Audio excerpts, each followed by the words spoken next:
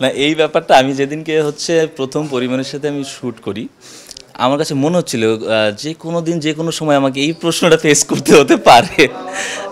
যাই হোক, একদিন ওনার সাথে আমার শ্যুট হয়েছে এখন পর্যন্ত, আরও হবে, হয়তো 2-1 দিন হবে। আমার বেশ ভালো লেগেছে ওনাকে, ওনার সঙ্গে কাজ করে। উনি খুবই কোঅপারেটিভ। উনি মানে যে কোনো একটা সিনে অ্যাক্টিং করতে গেলে কো আর্টিস্ট যদি সাপোর্ট না করে আসলে অ্যাক্টিং কিন্তু করা যায় না।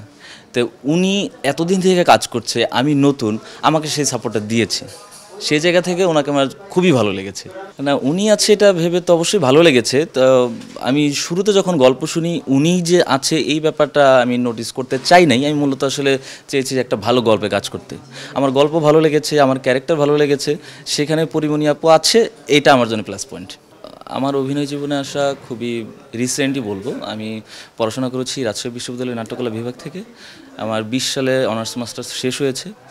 তারপর থেকে ওই সময় আমি একটা সিনেমাতে কাজ করেছিলাম, টোকন ঠাকুরের নির্দেশনায়, একটা সরকারি অনুদানের সিনেমা কাটা।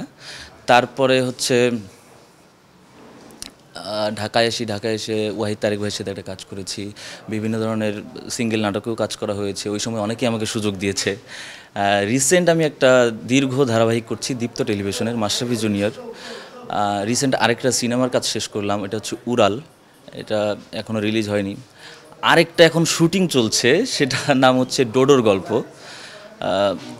হ্যাঁ, পরিমণি আছে, সেখানেও আমি একটা ক্যারেক্টার করছি। এই সবই চলছে আসলে আপাতত। হার্ড তো অবশ্যই, খুবই হার্ড।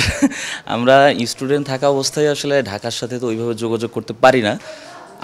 আমার হয়তো ভাগ্যটা ভালো ছিল যে আমি স্টুডেন্ট অবস্থাতেই কাটা সিনেমার সাথে কাজ করার সুযোগ পেয়েছিলাম। আমি তখন 3rd ইয়ারে, যদিও সেই শুটিং শেষ হয়েছে আমি তখন মাস্টার্সে, মানে 3rd ইয়ার থেকে শুরু করে মাস্টার্স অনেক দিন যাতায়াত করতে হয়েছে একটা কাজ করতে গিয়েই। তারপরে যখন ঢাকায় আসলাম, আমাদের এই পুরো মার্কেট তো আমার কাছে নতুন, আমার একদমই নতুন, শুরুর থেকে শুরু করতে হচ্ছে, সবার সাথেই নতুনভাবে পরিচিত হতে হচ্ছে। অনেক সিনিয়র আর্টিস্ট সাথে পেলাম। আমার মানে সবার কাছে নিজেকে প্রেজেন্ট করতে হচ্ছে একজন নতুন হিসেবে। কেউ হয়তো সাপোর্ট দিচ্ছে, কেউ দিচ্ছে না, কেউ আবার মনে করে যে হয়তো ছেলেটার মধ্যে সম্ভাবনা আছে, সেও সুযোগটা দিচ্ছে। শুরুর দিকে এসে আমি একটা ভালো সাপোর্ট পেয়েছিলাম, সেটা হচ্ছে সালাউদ্দিন আবলু ভাইয়ের কাছ থেকে।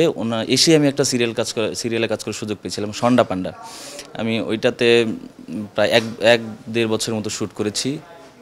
আমি শুরুতে এসেই যেটা হয়েছে, ওইখানে আমি কো আর্টিস্ট হিসেবে পেয়েছি চঞ্চল চৌধুরী, আখম হাসান, শাহনাজ খুশি, আনিসুল হক বরুণ।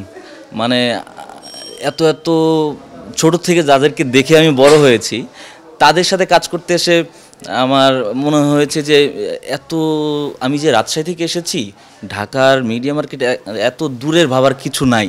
যারা মিডিয়াতে কাজ করছে তাদের সাথে আমার হয়তো কয়েকদিনের মধ্যে পরিচয় হয়ে যাবে যদি আমি রেগুলার কাজ করতে থাকি। ওনারা যেভাবে আমাকে আপন করে নিয়েছে, আমার মনে হয়েছে যে লেগে থাকলে খুব সহজেই একটা ভালো কাজ করার পসিবিলিটিস আছে। 29শে ফেব্রুয়ারি একটা, সবাই জানে, একটা স্পেশাল ডেট। এই ডেটকে কেন্দ্র করে আসলে নাটকের ঘটনা আবর্তিত হয়। একজন মানুষের জীবনে 29শে ফেব্রুয়ারি বারবার কোনো না কোনো একটা ইনসিডেন্ট নিয়ে আসে। হয় তার ছোটোবেলায় 29শে ফেব্রুয়ারি একটা ঘটনা ঘটে গেছে, তারপর সে যখন কিশোর ওই সময় 29শে ফেব্রুয়ারিতে একটা ঘটনা ঘটে গেছে। আবার সে যখন বড় হয়েছে, ঠিক বিয়ে করবে অবস্থা, তার আগ মুহূর্তে একটা বড় ধরনের ক্রাইসিস, যে তার বাবা ওই মুহূর্তে মারা গেছে, মানে ঠিক 29শে ফেব্রুয়ারিতেই।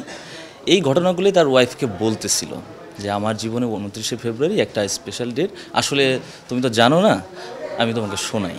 সেই ঘটনাগুলো বলতেছিল। তো আমার ক্যারেক্টার নিয়ে বলি যে আমার চরিত্রটা আসলে বাস্তবিক অর্থে এক্সিস্ট করে না এই দুনিয়াতে। একজনের মাথায় আমার ক্যারেক্টারটা ঢুকে আছে।